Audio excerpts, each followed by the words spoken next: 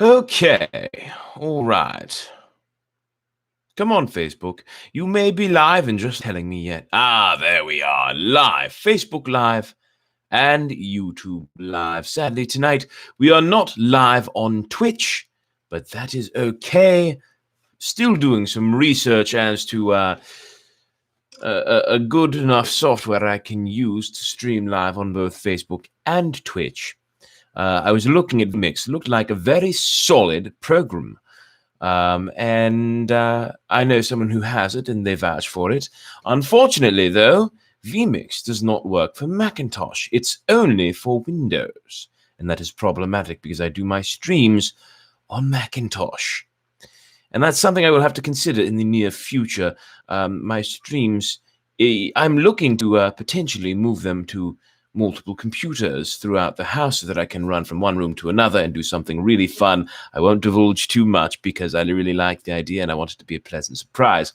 However, that may be tough if I'm going from one computer to another, one being Mac, one being Windows and such. So I may have to work around that somehow. Anyway, moving off that topic, we are now streaming live on Facebook and YouTube for Storytime. Oh, darn, there were 2 people on YouTube a moment ago, and now there's only 1. Oh, well, I suppose we will carry on. Welcome to Storytime. It is Tuesday, May the 12th, and it is just past 10 p.m. And tonight we are resuming Holes at part 7, which means page 61. So the parts are simply 10 pages, okay? So that's how it works. Reading it 10 pages at a time each night. So tonight, part 7, Thursday, part 8, and so forth. So as long as you're watching, if you are joining us on Facebook, better silence that. If you're joining us on Facebook or you would like to, make sure you join the Storytime group. Storytime, 2 words, exclamation point at the end. Hello, Shay. Glad you were able to make it. And if you'd like to follow on YouTube, hello, Heather. I see you have joined as well. If you'd like to join on YouTube, be sure to like this video as well as some of the past ones and subscribe to the page bPokorny1, BPOKORNY, the number 1. And for the future, when I get Twitch working once again, my tag on Twitch is Brett Doesn't Game. Streaming now. Someone asked me where I was, if I was doing the stream tonight. And I see several. Oh, I see Regina has joined in as well. Hello, Regina. Glad you're here. Now, like I said, Brett Doesn't Game. All one word on Twitch. No punctuation of any sort. So anyway, I'll continue doing research on that so that I can eventually get back up on Twitch, etc.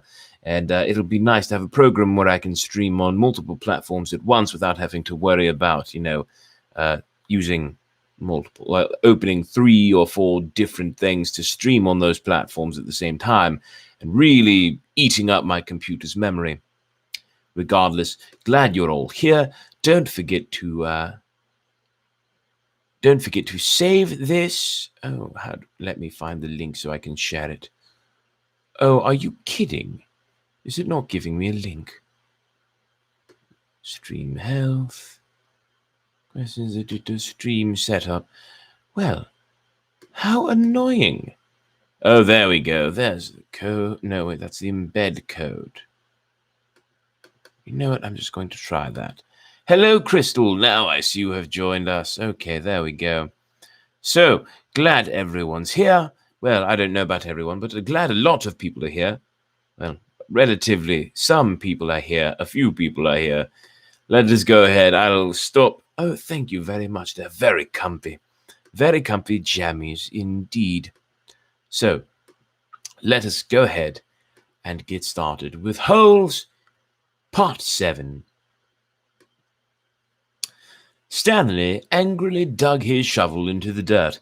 He was angry at everyone. Mr. Pendanski, the warden, Zigzag, X-Ray, and his no-good, dirty, rotten, pig-stealing great-great-grandfather.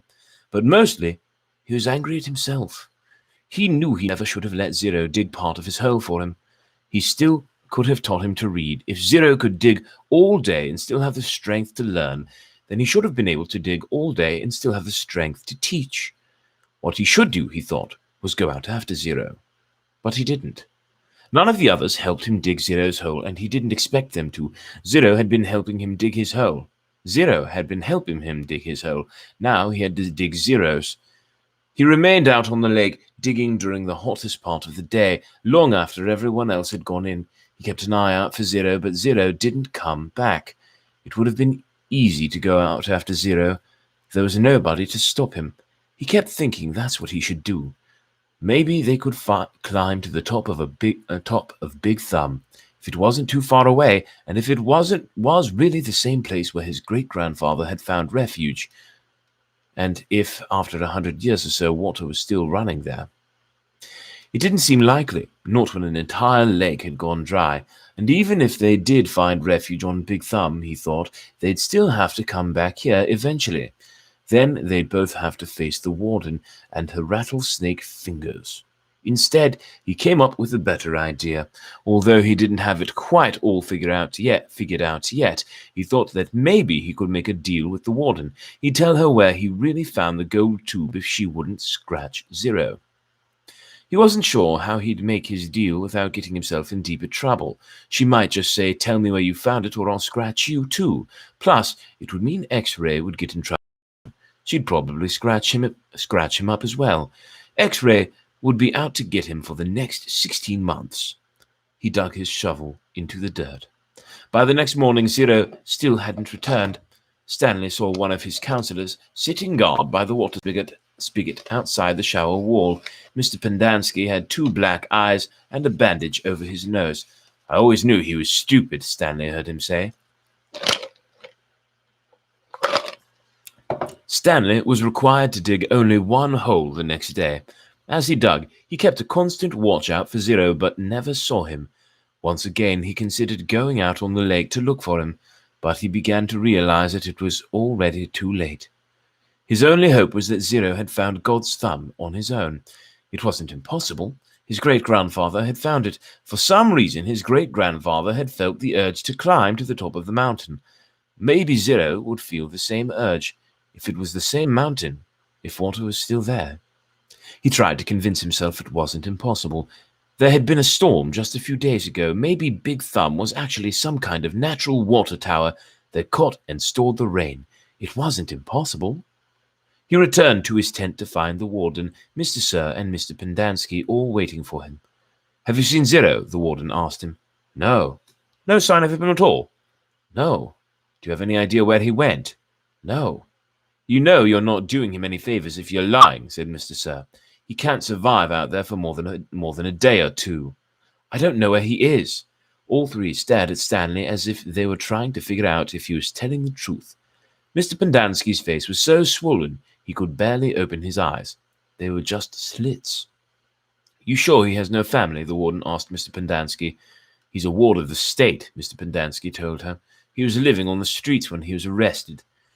"Is there anyone who might ask questions? Some social worker who took an interest in him?" "He had nobody," said Mr. Pendanski. "He was nobody." The warden thought for a moment. "Okay, I want you to destroy his records." Mr. Pendanski nodded. "He was never here," said the warden. Mr. Sir nodded. "Can you get into the state files from our computer?" she asked Mr. Pendanski. "I don't want anyone in the AG's office to know he was here."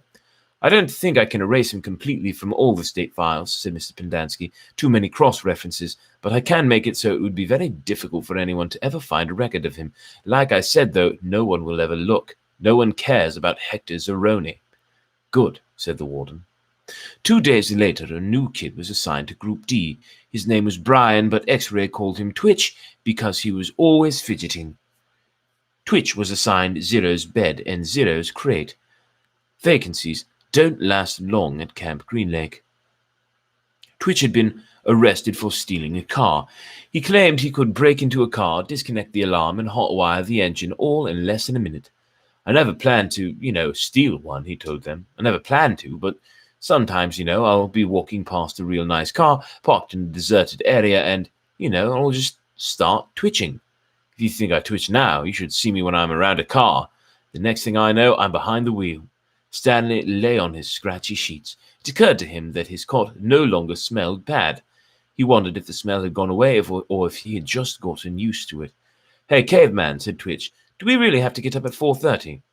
"You get used to it," Stanley told him. "It's the coolest part of the day." He tried not to think about Zero. It was too late. Either he'd make it to Big Thumb or... What worried him the most, however, wasn't that it was too late. What worried him the most was what really ate at his insides. What really ate at his insides was the fear that it wasn't too late. What if Zero was still alive, desperately crawling across the dirt, searching for water? He tried to force the image out of his mind. The next morning, out on the lake, Stanley listened as Mr. Sir told Twitch the requirements for his hole. "As wide and as deep as your shovel." Twitch fidgeted. His fingers drummed against the wooden shaft of his shovel, and his neck moved from side to side. "You won't be twitching so much after digging all day," Mr. Sir told him. "You won't have the strength to wiggle your pinky." He popped some sunflower seeds into his mouth, deftly chewed them, and spat out the shells. "This isn't a Girl Scout camp." The water truck came shortly after sunrise. Stanley got in line behind Magnet, ahead of Twitch. What if it's not too late? He watched Mr. Sir fill X-Ray's canteen. The image of Zero crawling across the hot, dry dirt remained in his head. But what could he do about it? Even if Zero was somehow alive after more than 4 days, how would Stanley ever find him? It would take days. He'd need a car. Or a pickup truck. A pickup truck with a tank of water in the back. Stanley wondered if Mr. Sir had left the keys in the ignition. He slowly backed away from the line, then circled over to the side of the truck. He looked through the window. The keys were there, dangling in the ignition. Stanley felt his fingers start to twitch. He took a deep breath to steady himself and tried to think clearly. He had never driven before. But how hard could it be?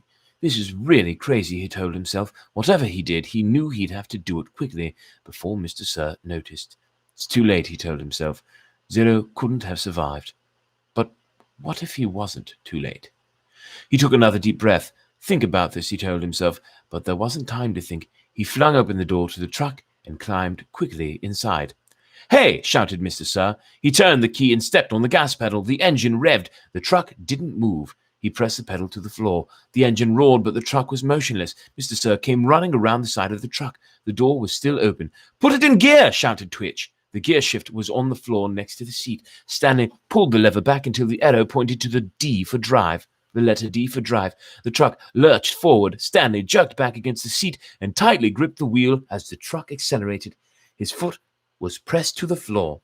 The truck went faster and faster across the dry lake bed. It bounced over a pile of dirt. Suddenly, Stanley was slammed forward, then instantly backward as an airbag exploded in his face. He fell out of the open door and onto the ground. He had driven straight into a hole. He lay on the dirt, staring at the truck, which stuck lopsided into the ground. He sighed. He couldn't blame his no-good, dirty, rotten, pig-stealing great-great-grandfather this time. This time it was his own fault, 100%. He had probably just done the stupidest thing he had ever done in his short and miserable life. He managed to get to his feet. He was sore, but didn't think he had any broken bones. He glanced back at Mr. Sir, who remained where he was, staring at Stanley. He ran. His canteen was strapped around his neck. It banged against his chest as he ran, and every time it hit against him, it reminded him that it was empty, empty, empty. Oh, Stanley. Poor, poor Stanley. He slowed to a walk. As far as he could tell, nobody was chasing him. He could hear voices coming from back by the truck, but couldn't make out the words. Occasionally he'd hear the revving of the engine, but the truck wasn't going anywhere anytime soon.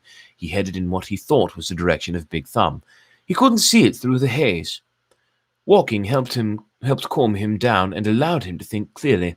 He doubted he could make it to Big Thumb, and with no water in his canteen, he didn't want to risk his life on the hope that he'd find refuge here. He'd have to return to camp. He knew that, but he was in no hurry. It would be better to return later, after everyone had a chance to calm down, and as long as he'd come this far, he might as well look for Zero. He decided he would walk as long as he could, until he was too weak to go any farther, then he'd turn around and go back. He smiled as he realized that wouldn't quite work. He would only go halfway as far as he thought he could go, so that he'd still have the strength to return. Then he'd have to make a deal with the warden, tell her where he found Kate Barlow's lipstick tube, and beg for mercy. He was surprised by how far out the holes extended. He couldn't even see the camp compound anymore, but he still kept passing holes. Just when he thought he'd passed the last hole, he came across another cluster of them a little farther away. Back at the compound, they had dug in a symmetric order, row upon row, allowing space for the water truck, but out here there was no system. It was as if every once in a while in a fit of frustration, the warden would just pick a spot at random and say, "What the hell, dig here." It was like trying to guess the winning numbers in a lottery. Stanley found himself looking down into each hole he passed. He didn't admit to himself what he was looking for. After more than an hour had gone by, he thought he had surely seen the last hole, but then off to the left he saw another cluster of them. He didn't actually see the holes, he saw the mounds of dirt that surrounded them. He stepped over the mounds and looked into the first hole. His heart stopped. Down at the bottom was a family of yellow spotted lizards. Their large red eyes looked up at him. He leapt back over the mound and ran. He didn't know if they were chasing after him, but he thought he might have seen one leap out of the hole. He ran until he couldn't run any farther, then collapsed. They hadn't come after him. He sat there a while and caught his breath. As he got back to his feet, he thought he noticed something on the ground, maybe 50 yards away. Didn't look like much, maybe just a big rock, but in a land of nothingness, any little thing seemed unusual. He walked slowly toward it. The encounter with the lizards had made him very cautious. It turned out to be an empty sack of sunflower seeds. He wondered if it was the same one Magnet had stolen from Mr. Sir, although that didn't seem likely. He turned it inside out and found one seed stuck to the burlap. Lunch.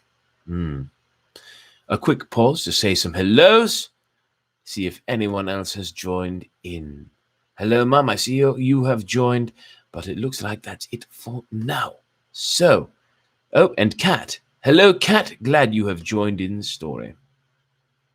Don't forget, if you would like a shout-out or some recognition for being here for story time, make sure you leave a comment.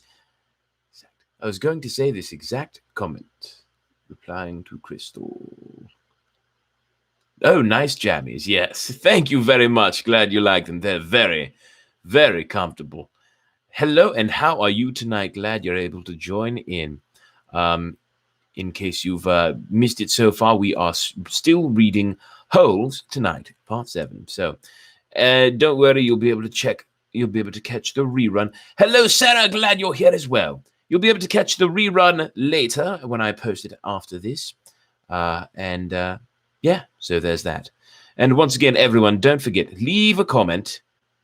Mr. Green 619 is here too. Oh, wonderful. Do you know who that is, Heather? I don't know. I'm not sure. But regardless, hello, Mr. Green 619. Glad you are here, even though it's not on Twitch. Sorry. But anyway, everyone, leave a comment if you'd like a shout out and some recognition for being here, or, some gratitude, because I am grateful for all of you who are listening in and watching. Anyway, back to the story.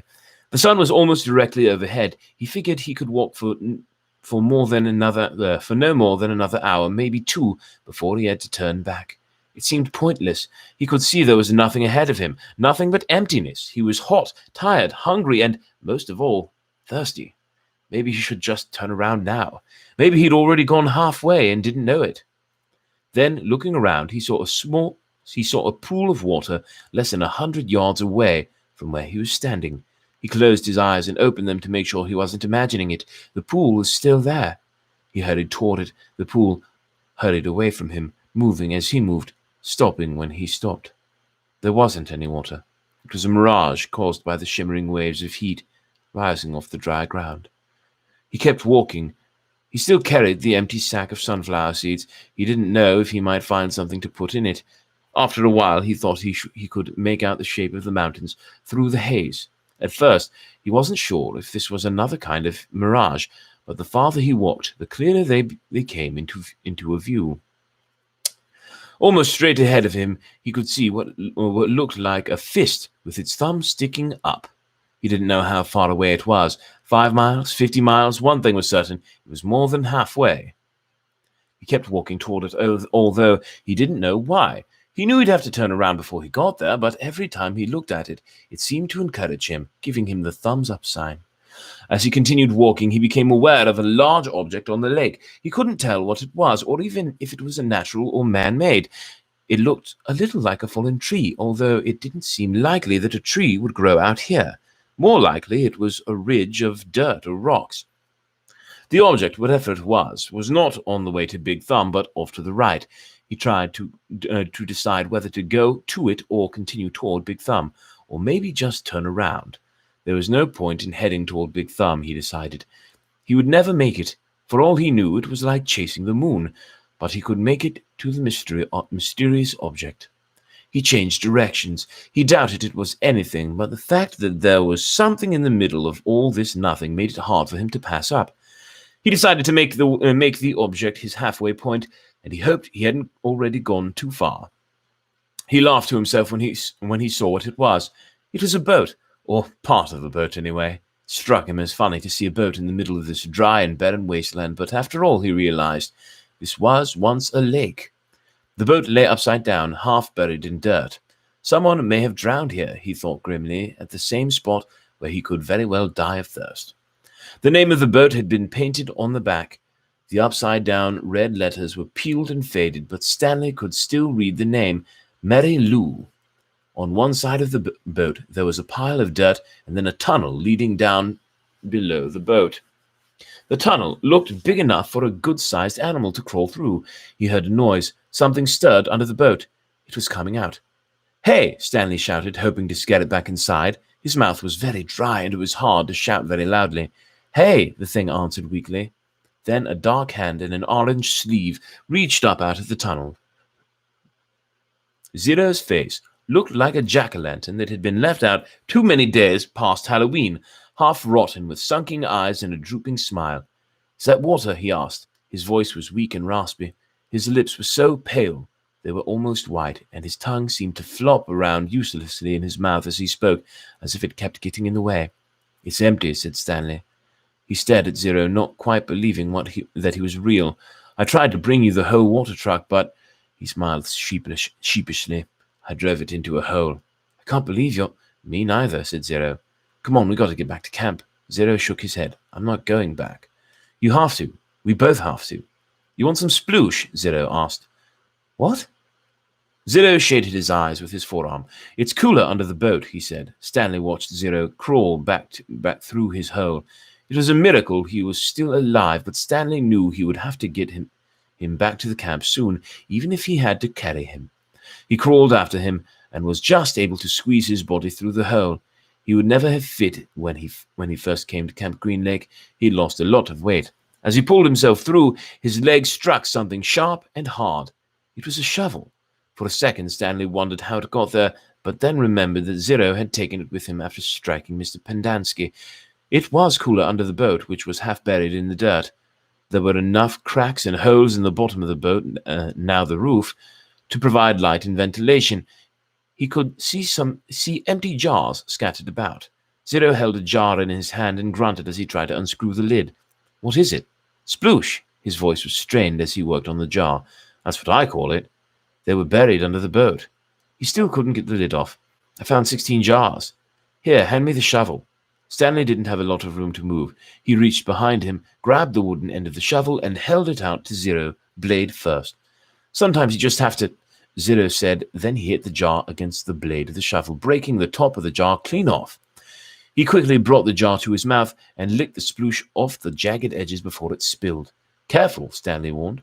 Zero picked up the cracked lid and licked the sploosh off that as well. Then he handed the broken jar to Stanley. "Drink some." Stanley held it in his hand and stared at it for a moment. He was afraid of the broken glass. He was also afraid of the sploosh. It looked like mud. Whatever it was, he realized, it must have been in the boat when the boat sank.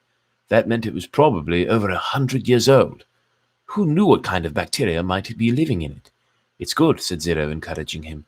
He wondered if Zero had heard of bacteria. He raised the jar to his mouth and carefully took a sip.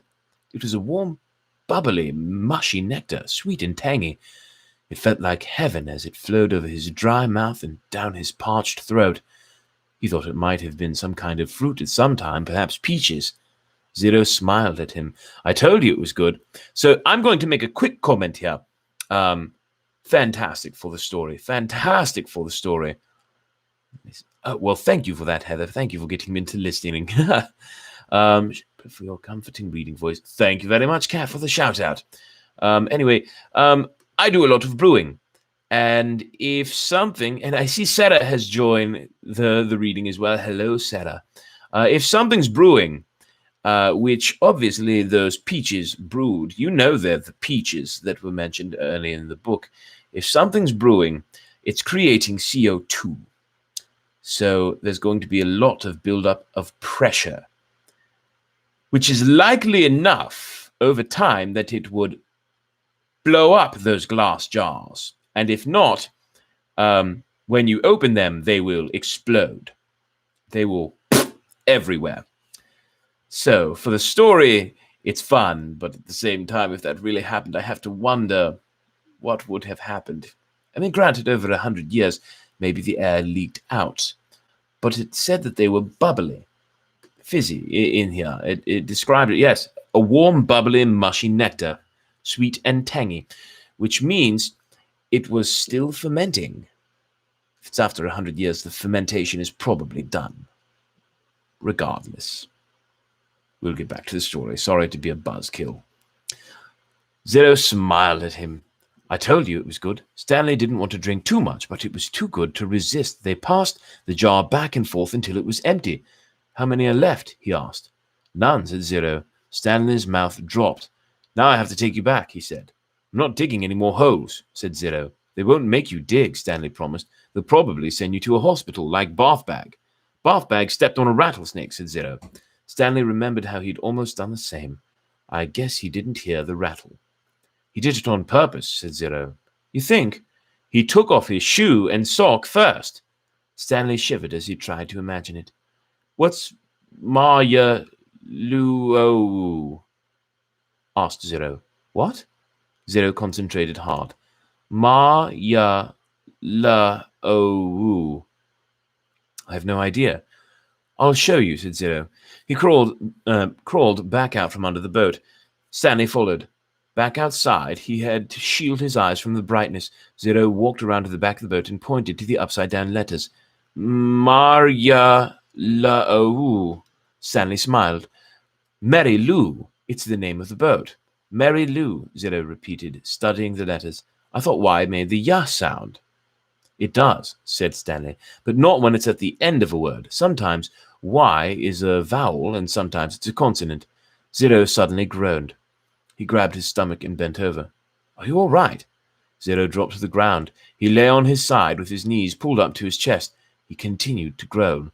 Well, he's been on a bender. You drank 15 jars of that peach brandy / wine. Yeah, wine, not brandy. It didn't have an opportunity to distill. Anyway, Stanley watched helplessly.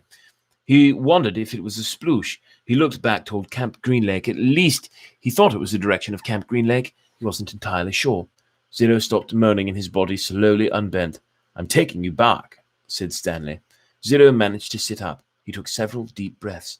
Look, I got a plan so you won't get in trouble, Stanley assured him. Remember when I found the gold tube? Remember I gave it to X-Ray and the warden went crazy making us dig when she thought X-Ray found it? Well, I think if I tell the warden where I really found it, I think she'll let us off. I'm not going back, said Zero. You've got nowhere else to go, said Stanley. Zero said nothing. You'll die out here, said Stanley. Then I'll die out here. Stanley didn't know what to do. He had come to rescue Zero, and instead drank the last of his sploosh. He looked off into the distance. I want you to look at something. I just want you to look at that mountain up there. See the one that has something sticking out of it? Yeah, I think. What does it look like to you? Does it look like anything? Zero said nothing. But as he studied the mountain, his right hand slowly formed a fist. He raised his thumb. His eyes went from the mountain to his hand, then back to the mountain. They put 4 of the unbroken jars in the burlap sack. in case they might be able to use them. Stanley carried the sack. Zero held the shovel. I should warn you, Stanley said, I'm not exactly the luckiest guy in the world. Zero wasn't worried. When you spend your whole life living in a hole, he said, the only way you can go is up. They gave each other the thumbs up sign, then headed out. It was the hottest part of the day. Stanley's empty canteen was still strapped around his neck. He thought back to the water truck and wished he'd at least stopped and filled his canteen before running off. They hadn't gone very far before Zero had another attack. He clutched his stomach as he let himself fall to the ground. Stanley could only wait for it to pass. The sploosh had saved Zero's life, but it was now destroying him from the inside. He wondered how long it would be before he, too, felt the effects. He looked at Big Thumb. It didn't seem any closer than when they first started out. Zero took a deep breath and managed to sit up. Can you walk? Stanley asked him. Just give me a second, Zero said. He took another breath, then, using the shovel, pulled himself back to his feet. He gave Stanley the thumbs up sign, and they continued. Sometimes Stanley would try to go for a long while without looking at Big Thumb. Then he'd make a mental snapshot of how it looked, then wait maybe 10 minutes before looking at it again to see if it seemed closer. It never did. It was like chasing the moon. And if they ever reached it, he realized, then they'd still have to climb it. I wonder who she was, said Zero. Who? Mary Lou, said Zero. Stanley smiled. I guess she was once a real person on a real lake. It's hard to imagine. I bet she was pretty, said Zero. Somebody must have loved her a lot to name a boat after her. Yeah, said Stanley. I bet she looked great in a bathing suit sitting in the boat while her boyfriend rowed. Zero used the shovel as a third leg. 2 legs weren't enough to keep him up. I got to stop and rest, he said after a while. Stanley looked at Big Thumb. It still didn't look any closer. He was afraid if Zero stopped, he might never get started again. We're almost there, he said. He wondered which was closer, Camp Green Lake or Big Thumb. I really just have to sit down. Just see if you can go a little. Zero collapsed. The shovel stayed up a fraction of a second longer, perhaps balanced on the tip of the blade. Then it fell next to him. Zero knelt, bent over with his head on the ground. Stanley could hear a very low moaning sound coming from him. He looked at the shovel and couldn't help but think that he might need to dig a grave, Zero's last hole. And who will dig a grave for me, he thought. But Zero did get up, once again flashing thumbs up. Give me some words, he said weakly.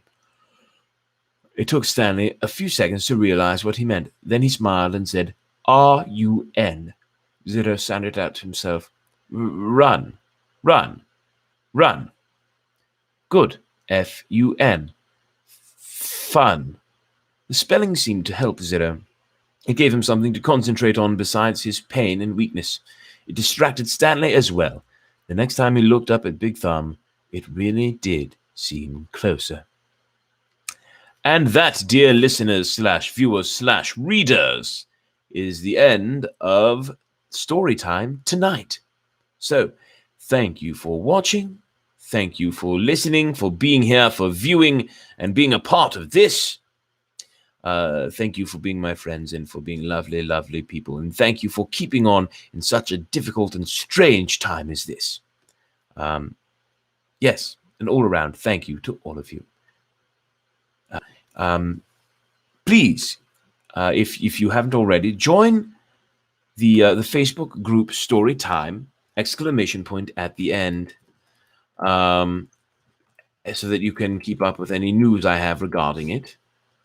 And also, don't forget to like the video on YouTube, as well as you too, Heather. Have a wonderful night. Thank you. As well as subscribe to the page B Picorni1, and follow me on Twitch as well. Brett Doesn't Game, all one word. So, without further ado, I bid you a good night. Until next time, dear readers and listeners, tomorrow night, 10 o'clock, Bram Stoker's Dracula, Chapter 9, I believe. All right, until then. Bye-bye.